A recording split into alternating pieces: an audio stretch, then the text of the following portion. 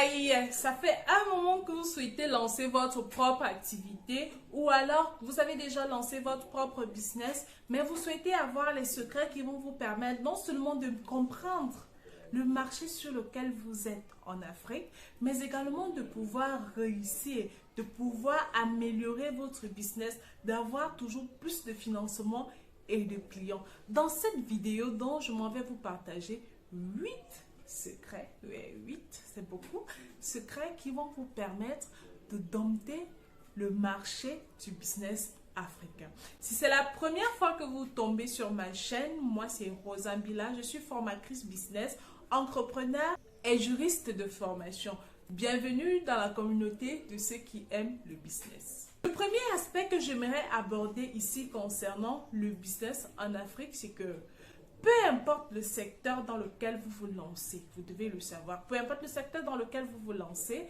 vous serez considéré comme leader si vous apportez une touche de modernité, une solution moderne à ce que vous êtes en train de faire.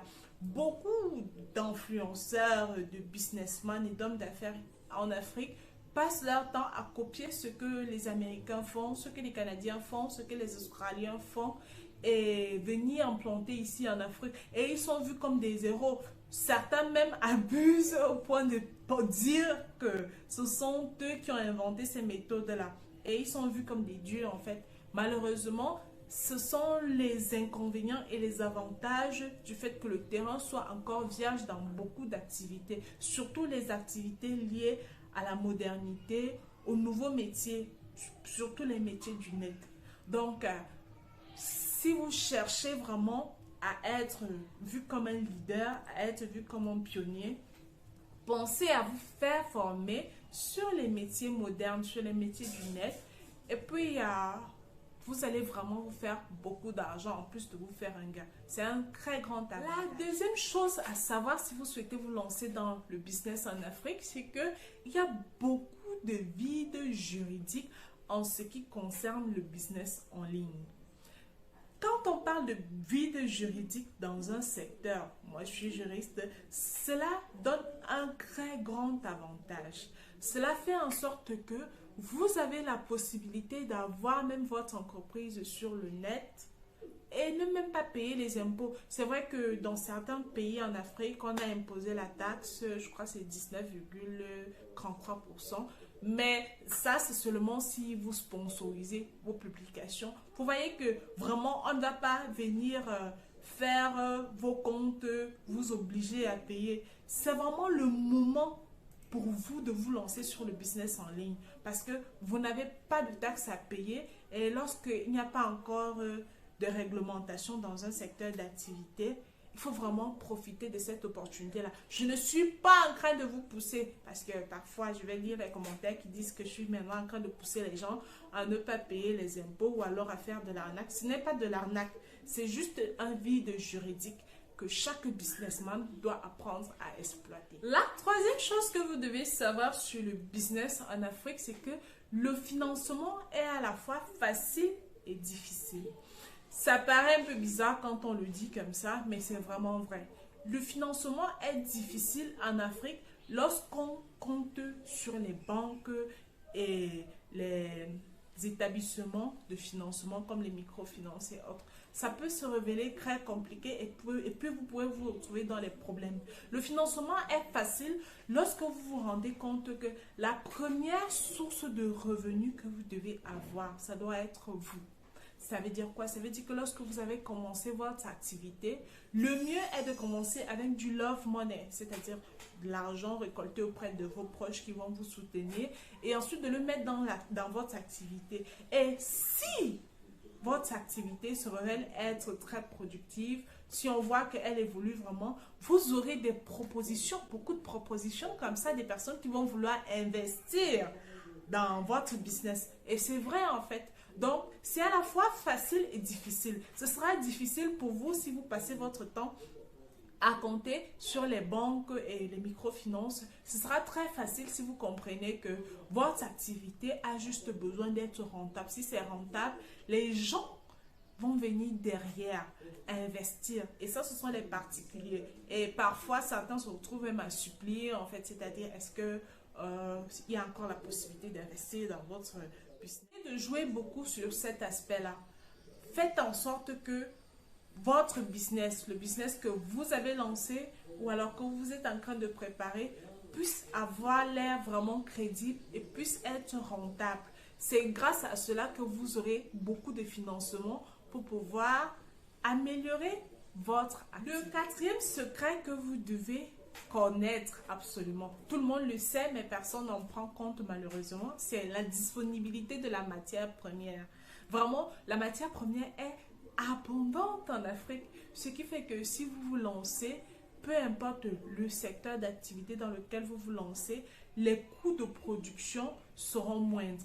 La seule difficulté pourrait être par exemple dans le packaging, à savoir la disponibilité d'un packaging vraiment de très bonne qualité et surtout à bon coût. Mais ça également, beaucoup d'entrepreneurs sont en train de se lancer dans ce secteur-là pour pouvoir apporter des solutions. Mais la plus grande majorité des personnes continuent à importer de la Chine le packaging, justement. Apparemment, ça paraît moins cher comme ça. La cinquième chose, le cinquième secret que vous devez savoir si vous souhaitez vous lancer en Afrique, c'est que la population est encore à éduquer.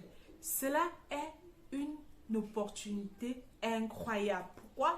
Parce que vu que c'est une population à éduquer, que ce soit sur l'utilisation des produits, que ce soit sur l'utilisation des services et même l'importance de certaines choses, cela vous permet de vous positionner et de donner l'idéologie que vous voulez à la population. En fait, c'est un peu...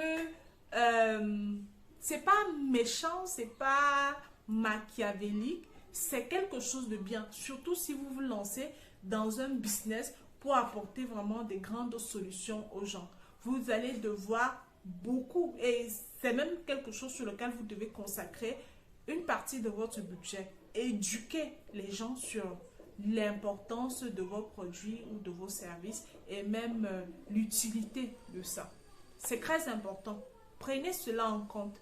Prenez vraiment en compte la partie où vous allez devoir éduquer la population.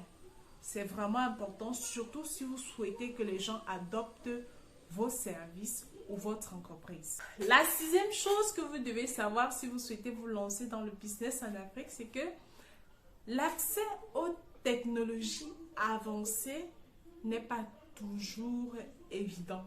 Ce qui fait que si vous êtes une personne qui se spécialise dans ce secteur-là, justement, vous aurez énormément de commandes. Vous serez vraiment un très grand leader. Exactement dans ce secteur-là, il y a beaucoup de choses à faire. Nous avons tout un continent à construire. Donc, ne vous limitez pas, ne vous dites pas qu'il manque des idées. D'ailleurs, le nombre de vidéos sur Internet qu'il y a sur 5 idées business en Afrique à lancer, 10 idées business, ça prouve énormément qu'il y a beaucoup de choses à faire. Donc, ne vous découragez pas.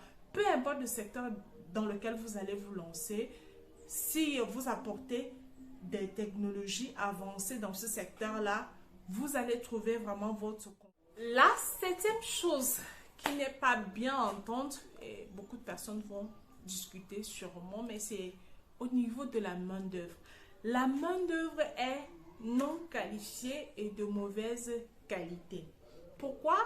Tout simplement à cause de nos systèmes éducatifs qui sont obsolètes, en fait, qui ne correspondent pas à la demande actuelle. Ça veut dire, par exemple, j'ai fait des études de droit. Lorsque je faisais des études de droit, par exemple, on nous enseignait un droit qui ne s'appliquait même plus, en fait. On nous enseignait plus des cas pratiques, par exemple le français. C'est vrai que notre système juridique du Cameroun est... bon, pour la plupart du temps, la partie francophone, du moins, on se base sur le système juridique français. Mais ça ne permettait pas, en fait, d'avoir, vous voyez un peu, on appelle ça comment? L'expérience vraiment du terre, en fait. C'est-à-dire, tu te dis, oui, quand je vais aller au commissariat, voici comment je vais me comporter en tant que juriste quand je vais vouloir écrire un contrat Bref, c'était vraiment très théorique, pas du tout pratique et surtout pas du tout adapté à notre contexte. Et dans plusieurs autres activités, c'est également comme ça. On va par exemple vous parler de chimie, on va par exemple vous parler de biologie, mais ce ne sera pas vraiment la mise en pratique en tant que telle. Ce qui fait en sorte que quand les gens sortent d'école, diplômés, bien sûr, mais pas qualifiés du tout. De plus, les mentalités, vu que cette mentalité-là n'est pas éduquée, les gens ne voient pas vraiment l'importance de faire un travail de très bonne qualité. Exemple, l'honnêteté de certains ouvriers. Lorsque vous travaillez en Afrique et que vous faites votre business ici, chaque fois, vous allez, pardon, autant pour moi, vous allez vous retrouver en train d'avoir des problèmes avec justement les gens qui vont travailler pour vous parce que vous allez confier un travail à un ouvrier, il va faire à sa tête, il va vous donner des dates qu'il ne pourra même pas attendre. Si vous donnez par exemple des meubles, vous confiez vos meubles à un menuisier, il va vraiment faire du n'importe quoi, parfois il ne va même jamais vous livrer. Tout ça, c'est l'éducation en fait. C'est parce qu'on apprend, c'est parce qu'on n'a pas appris justement lors de la formation que la crédibilité te fera gagner plus que être malhonnête et pouvoir fuir avec l'argent des gens. Et ça, c'est dans beaucoup de pays francophones en Afrique. Dans les pays anglophones, par contre, je vois qu'il y a cette pratique-là, il y a cet aspect vraiment utilité de l'éducation là. C'est vraiment un aspect à prendre en compte. Je vois beaucoup de personnes éduquent leurs employés, organisent des séminaires, c'est vraiment très encourageant. C'est pour ça que je disais tout à l'heure que lorsque vous allez créer votre entreprise, prenez vraiment le temps de confier ou alors de considérer une partie de votre budget à l'éducation, non seulement de vos employés, mais également de vos clients. Et enfin, la 8e chose que vous devez savoir si vous souhaitez lancer votre business en Afrique, c'est que lancez-vous. Vraiment, les livres européens fonctionnent parfois, mais le mieux pour apprendre, c'est de se lancer et vraiment de se fouler dans la masse. C'est en pratiquant, c'est en étant sur le terrain que vous allez découvrir beaucoup de choses. Il y a des problèmes comme la corruption et tout ça, mais il y a ça partout, hein. Même les pays européens où on se réclame juste là. Il y a également ça. C'est vrai qu'ici, c'est parfois souvent plus avancé, mais sachez que lorsque vous avez une éducation en relations sociales, lorsque vous savez vous adapter, c'est aussi ça un homme d'affaires en fait, c'est savoir s'adapter au milieu dans lequel il est. Si vous savez vous adapter, vous allez trouver votre compte. Vous allez énormément vous enrichir. Souvenez-vous, on a un continent à construire. Donc, il n'y a pas une raison pour ne pas vous lancer dans n'importe quel secteur d'activité actuellement. Surtout que c'est le moment. Le moment est vraiment propice. Le meilleur moment pour lancer votre business en Afrique, c'était hier. Et le deuxième moment de lancer votre business en Afrique, c'est aujourd'hui. On se retrouve donc dans la prochaine vidéo. N'oubliez pas de vous abonner. Prenez soin de vous. Bye bye.